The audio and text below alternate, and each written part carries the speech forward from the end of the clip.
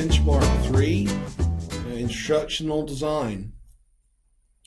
So this is where we start to get into elements of course building that you may not be familiar with. These are some components that those who have been trained in education in the art and science of teaching, they are familiar with.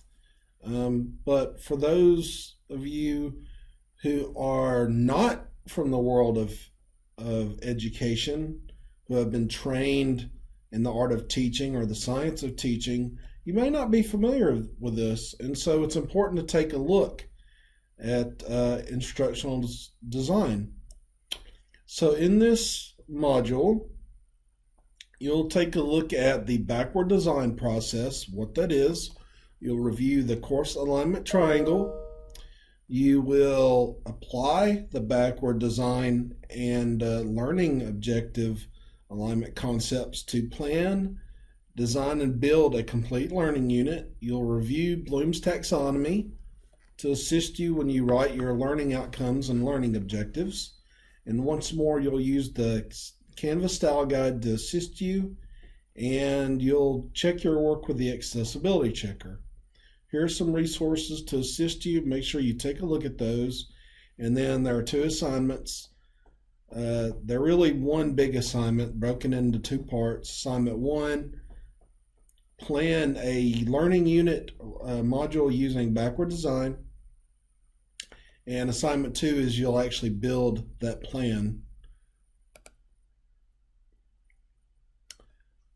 This is the course alignment triangle, and it was formulated by D. Fink, and you can take a look at his book here if you're interested in purchasing it. And what he does is he talks a lot about properly aligning assessments with their learning goals. So here's the assessment triangle, and you can actually open this document here, and this is a paper. That'd be a great place for you to look at and really dive into if you have some time.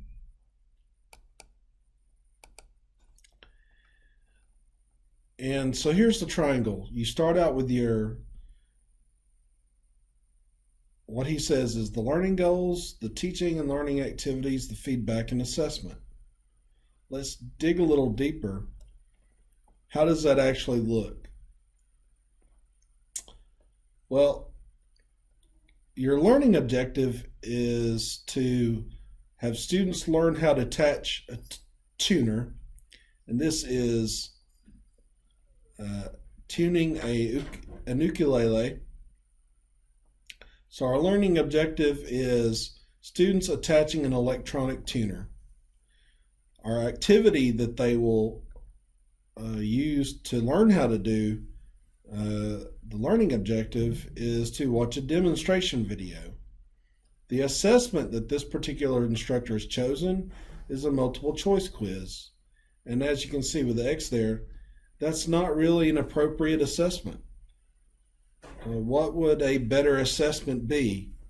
Well, in this particular example, if you want students to demonstrate that they know how to attach a tuner, an electronic tuner to an ukulele and tune the ukulele, well, the best way to show that they know how to do it is to have students record a demonstration video themselves that shows them a recording, them properly attaching the ukulele and tuning the ukulele. That would be the more proper assessment. So that's what this is all about. So take a look at that, look over this page, and then you'll learn more about the backward design process. This concept was made popular by these 2 gentlemen in their book called Understanding by Design, and it really walks you through the thought process of designing learning unit. So here's how students see their workflow. They work on their activities, they complete their assessments, and hopefully they'll achieve their learning objectives. But in backward design, the designer, or you, the instructor, you start with the learning objective and you ask yourself, what do you want my students to learn? What do you want them to know?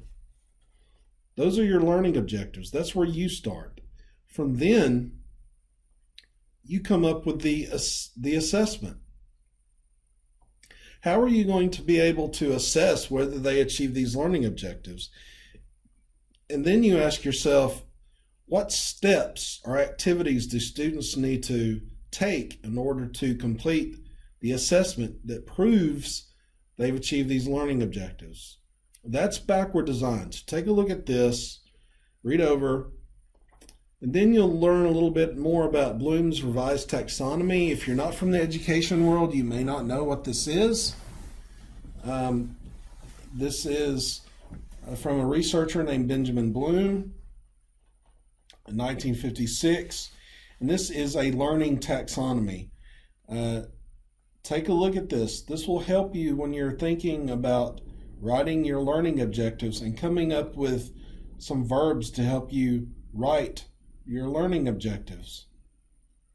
And what this chart does, this taxonomy, it shows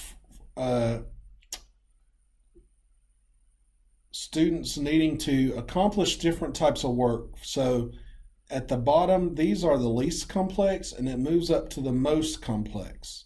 And students actually have to show learning at all of these levels. So take a look at this. You'll also take a look at, this is a sample learning unit.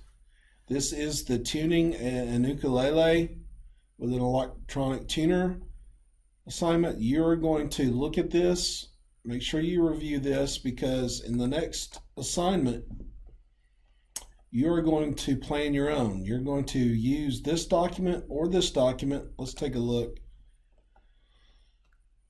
So here's the course alignment guide. You're going to use this one or the outline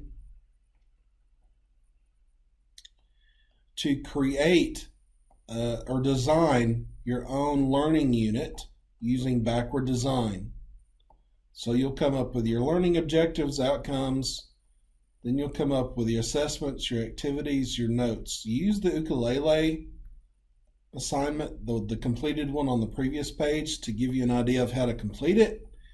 So you're going to take one of these documents, download it, fill it out, and submit it down here.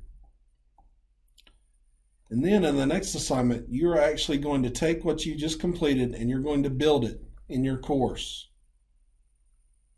And here are the instructions for you to review as you build it, and some resources.